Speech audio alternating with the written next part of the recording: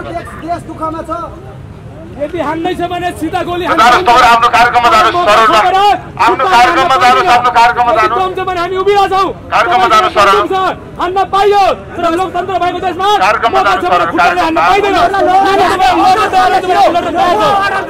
कार्यक्रममा जानुहोस् सरल आफ्नो कार्यक्रममा जानुहोस्। गर्ने अब हामी बुझ्छौं तपाईहरुले चोर दलालहरुबाट तपाईहरु परिचय व्यक्ति हुनुहुन्छ। त्यस्तै व्यक्तिहरुले तपाई पनि सहयोग गरेर हुनु। त्यस्तै व्यक्तिबाट परिचय पत्र हुनुहुन्छ। यदि दम छ भने सिधै गोली हान्नुस् नत्र मौका छ भने यो खुट्टाले हान्न नपाइयोस्। यस्तो गर्न पाइन्छ? महिला प्रहरीले खुट्टाले हान्न पाइन्छ? यदि हामीले हान्नु भने के हुन्छ? त्यसको नतिजा के हुन्छ? हामीले प्रहरीमाथि सम्मान गरेको हो, अपमान गरेको होइन। तपाईँले यस्तो गर्न पाइन्छ? लोकतन्त्र भएको देशमा गर्न पाइन्छ? आफूले प्रहरी थान्न पाइने दमन गरेर जान्छ पुस्तामाथि मौका छ भने हान्ने। यदि हामीले हान्ने भने कसरी हुन्छ?